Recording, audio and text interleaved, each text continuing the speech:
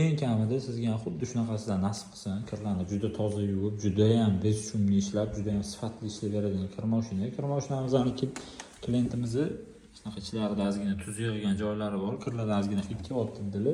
Biz ishlarni ochishni boshlaganimizda parashyut soladigan tortmalaridan ozgina suv oqib zanglash boshlagan. Keyin kir quritadigan sushkalardan ozgina suv oqib chiqib, tuz yig'ish boshladi.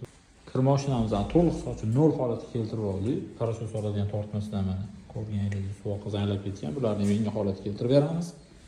Bakimizning ichi yaltiroq bo'lgan bilan holati bunaqa ahvol. Bularni ham yangi holatga keltirib beramiz. Rezinkalari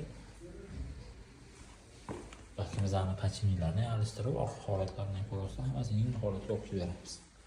Kir moshinamizni to'liq chiska qilib oldik. Suv oqqan joylariga mana zanglarni tozalab, kraskalar sepib, baklarni mana yaltiroq holatga keltirib, bakimizning oldi tarafi, orqa tarafi.